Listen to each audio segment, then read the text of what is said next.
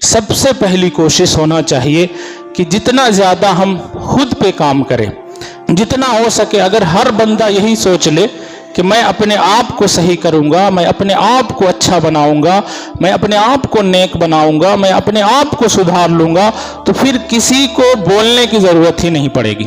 آج المیہ یہ ہے، دقت یہ ہے کہ ہر کوئی دوسرے کو سدھارنا چاہتا ہے، سب یہ چاہتا ہے کہ سامنے والا اچھا ہو جائے، ہم خود کیسے، اس سے کوئی مطلب نہیں، تو پھر کوئی بھی اچھا نہیں ہوتا ہے۔ خود سے شروعات کرنی چاہیے کہ ہم اپنے آپ کو کیسے تبدیل کر سکتے، اپنے اندر کیسے بدلاؤ لا سکتے ہیں، کہ ہر انسان کے پاس خود ایک ہیرا ہے، وہ خود ہیرا ہے، وہ خود ایک ڈائمنڈ ہے، لیکن وہ اپنے آپ کو سمجھتا نہیں، وہ دوسرے کو دیکھتا ہے، دوسرے کی کامیابی دیکھتا ہے، دوسرے کی ناکامی دیکھتا ہے، اپنے اندر جھانکتا ہی نہیں۔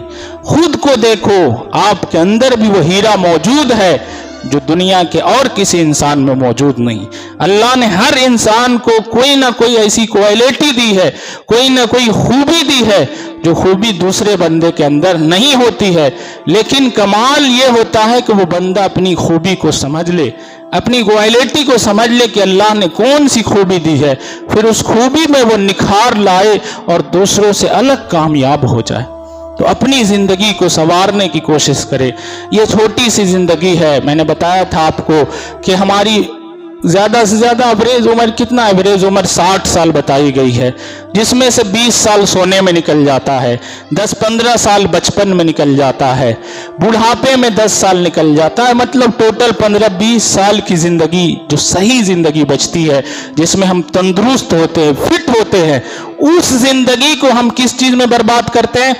اس کی شکایت کرنے میں، اس کی برائی کرنے میں، اس سے لڑنے میں، اس سے نفرت کرنے میں۔ مطلب جو طاقت والا وقت ہے، جس وقت ہم ہیلدی ہیں، جس وقت فٹ ہے، اور جس وقت 100% اللہ کی عبادت صحیح طریقے سے کر سکتے ہیں، اس وقت اس طاقت کو ہم دوسرے کام میں برباد کر دیتے ہیں، غلط چیزوں میں ضائع کر دیتے ہیں، عیاشی میں، عیش و عشرت میں، ادھر ادھر گھومنے ٹہلنے میں برباد کر دیتے ہیں۔ حقیقت میں وہی وقت ہے جو اللہ کو راضی کرنے کا ہے۔ کون سا وقت ہے؟ جب بندہ طاقتور جوان ہوتا ہے۔ آپ کو پتا ہے اللہ کے نبی فرماتے ہیں کہ اللہ فرشتوں سے فرماتا ہے کہ جنت کو سجا دو، آسمان کو سجا دو، حوروں کو سجنے کا حکم دے دو، غلمان کو سجا دو۔ فرشتے تعجب سے پوچھتے، یا اللہ ایسا کیا ہو گیا کہ جنت سجی ہوئی ہے اور سجا دو، آسمان کو سجا دو، خود سج جاؤ، فرشتے غلمان کو سجا دو۔ اللہ فرماتا تمہیں نہیں پتا ہے آج ایک نوجوان نے سچے دل سے توبہ کر لی، اس لیے میں خوش ہو کر یہ کام کروا رہا ہوں۔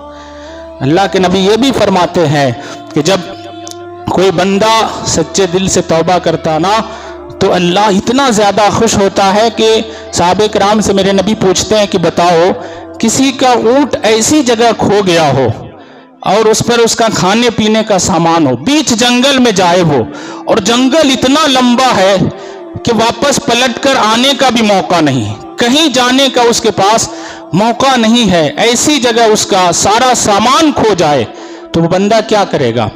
فرماتے میرے پیارے نبی کہ وہ بندہ بیٹھ کر رو رہا تھا اور یہی تمنا کر رہا تھا کہ میری موت آئے گی، میں مر جاؤں گا، نہ پانی ہے، نہ کھانا ہے، نہ راستہ ہے۔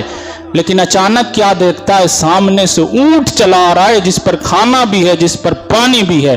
میرے پیارے نبی صحابہ سے پوچھتے ہیں بتاؤ اس کو کتنی خوشی ملے گی؟ صحابہ فرماتے یا رسول اللہ یہ خوشی ہم لوگ بیان نہیں کر سکتے، یہ لفظوں کا کھیل نہیں ہے، یہ تو اسی کا دل بتائے گا۔ میرے نبی فرماتے ہیں کہ وہ اتنا خوش ہوا اس وقت، اتنا خوش ہوا، اتنا خوش ہوا، اس لیے کہ پوری زندگی مل گئی نا۔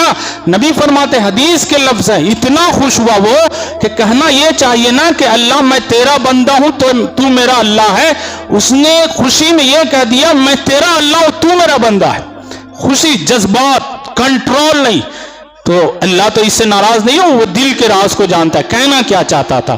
فرماتے میرے پیارے نبی سنو سنو، ابھی رکو، سنو، جس کو اتنی خوشی ہوئی نا اس کو اس وقت نئی زندگی ملنے پہ، اللہ کو اس سے 70 گنا اس وقت زیادہ خوشی ہوتی ہے جب کوئی نوجوان سچے دل سے توبہ کر لیتا ہے۔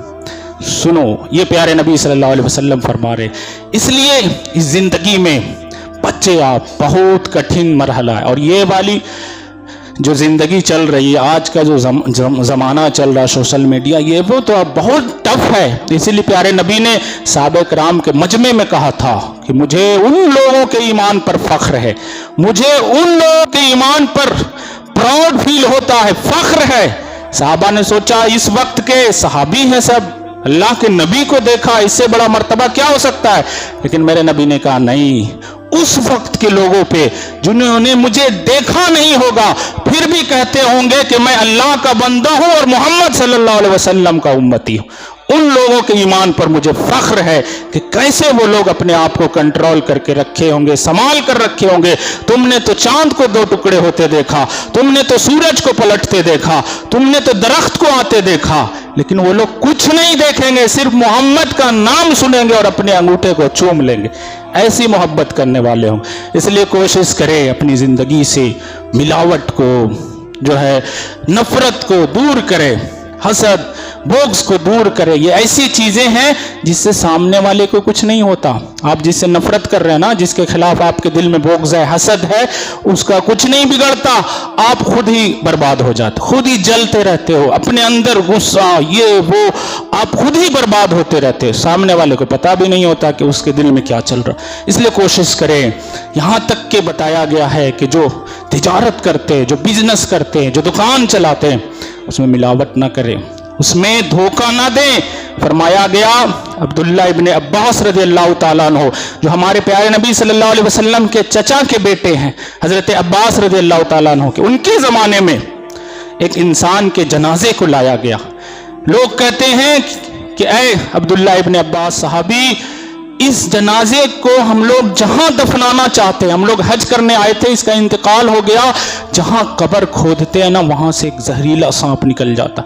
हमने दूसरी जगह खोदा, वहां से जहरीला सांप, तीसरी जगह खोदा, वहां से जहरीला सांप। हजरत अब्दुल्ला इब्ने अब्बास जो सहाबी हैं, जो मेरे नबी के चचा के बेटे हैं, कोई भी वली उनके जो है ना कदम की खाक तक नहीं पहुंच सकता।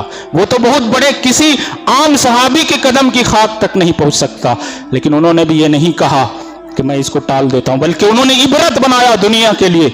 कहा सुनो, पूरी दुनिया की रूए जमीन पर भी तुम कब्र खोदोगे ना तो वहां सांप जरूर इसकी कब्र में निकलेगा। उन लोगों से उन्होंने कहा कि जाओ कहीं पे भी खोदो। उन लोगों ने कहा कि हमने मक्के में इसकी कब्र खोदी, मक्के में भी उसकी कब्र में सांप निकला और उसी के साथ उसको दफना दिया गया।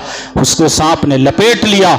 लोग पलट कर आए, उसकी बीवी से पूछा कैसा तेरा शौहर था, ये कितना बड़ा बदबख्त था कि मक्के में मैंने इसकी कब्र खोदी, वहां भी इसकी कब्र में सांप निकला।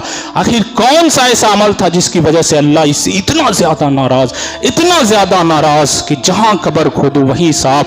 तो उसकी बीवी ने कहा कि इसका एक अमल था, ये आटे का बिजनेसमैन था, आटे का ताजिर था, आटा बेचता था, लेकिन उस आटे में मिलावट करता था। आधा आटा रहता था, आधा कुछ और चोकर वगैरह मिलाकर बेचता था। अल्लाह इससे इतना नाराज हुआ कि आज इसकी हर कब्र में सांप मौजूद है। इसलिए बचने की कोशिश करें। थोड़ी सी जिंदगी है, थोड़े से बेनिफिट के लिए, थोड़े से फायदे के लिए अपनी आखिरत जो हमेशा के लिए है उसको बर्बाद न करें। अल्लाह ताला से दुआ है कि अल्लाह हमें कहने और सुनने से ज्यादा अमल करने की तौफीक अता फरमाए।